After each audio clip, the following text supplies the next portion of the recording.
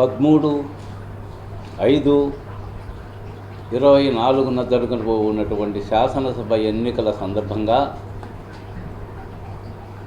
ఈ రాష్ట్రంలో ఉన్నటువంటి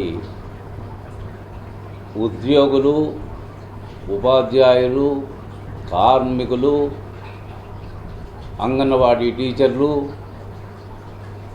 భవన నిర్మాణ కార్మికులకు, అట్లే డాక్రా మహిళలకు, నిరుద్యోగులకు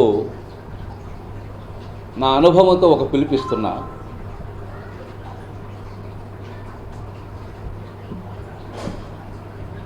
మనందరము కలిసికట్టుగా ఈరోజు ఈ రాష్ట్రాన్ని కాపాడుకోవలసిన బాధ్యత మనపై అందరిపైన కూడా ఉంది. ఈ రాష్ట్రము ఈ జగన్మోహన్ రెడ్డి రాష్ట్ర ముఖ్యమంత్రిగా 12 లక్షల కోట్లు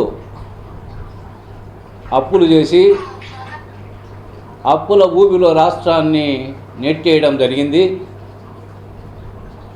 మరి ఈ రాష్ట్రాన్ని కాపాడుకోవాలంటే ఒక పరిపాలనా దక్షుడు, అనుభవశాలి, ఒక విధనున్న నాయకుడైనటువంటి నారా చంద్రబాబు నాయుడు గారు ఈ రాష్ట్రానికి ముఖ్యమంత్రి కావలసిన అవసరం ఎంతైనా ఉందని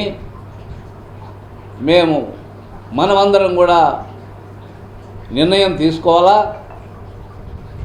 మనం ఇప్పటికే ఈ ఎన్నికల సందర్భంగా పోస్టల్ బ్యాలెట్ను ఉపయోగించుకోవడం జరిగింది.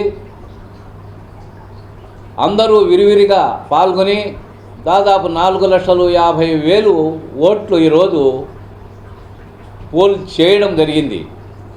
అందులో ఎటువంటి అనుమానం లేదు.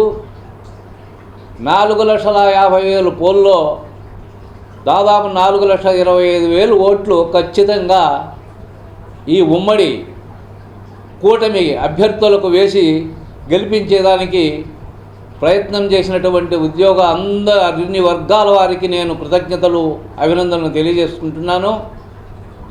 మరి ఇంతటితో ఇండ్లు అలుకుతానే పండగ కావడం లేదు. అసలు 15/13/5/2024 ఎన్నికలు జరుగుతూ ఉన్నాయి. ఈ ఎన్నికల్లో ఈ ఉద్యోగులు, ఉపాధ్యాయులు, కార్మికులు, పెన్షనర్లు, అంగన్వాడీ టీచర్లు, ప్రత్యేకించి డాక్రా మహిళలు, భవన కార్మికులు, నిరుద్యోగులు అందరూ కలిసికట్టుగా మూకమ్మడిగా ఆ రోజు ఎన్నికల్లో పాల్గొని మీ ఓటు అనే ఆయుధంతో ఈ సైకో ప్రభుత్వాన్ని గద్దె దించేదానికి ఉమ్మడి ఈ కూటమి అభ్యర్థులకు మీ ఓట్లు వేయించి గెలిపించాలని మీకు అందరికీ విజ్ఞప్తి మనవి చేసుకుంటున్నాను. రాష్ట్రం చిన్నాభిన్నమైపోయింది.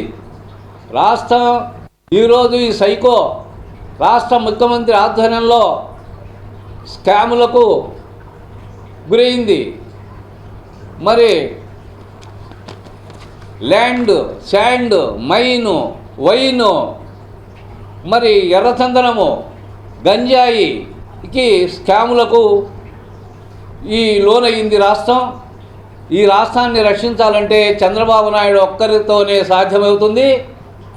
ఈ రాష్ట్రం కోసం మనమందరం కూడా కలిసికట్టుగా ఈరోజు ఉమ్మడి అభ్యర్థులకు శాసనసభ ఎన్నికల్లో, పార్లమెంటు ఎంపీలకు కలిసికట్టుగా గుత్తగా ఓట్లు వేసి మీ అందరి యొక్క బంధువులు, స్నేహితులు, తెలిసిన వారందరితో కూడా ఓట్లు వేయించి గెలిపించాలని విజ్ఞప్తి చేసుకుంటున్నాను.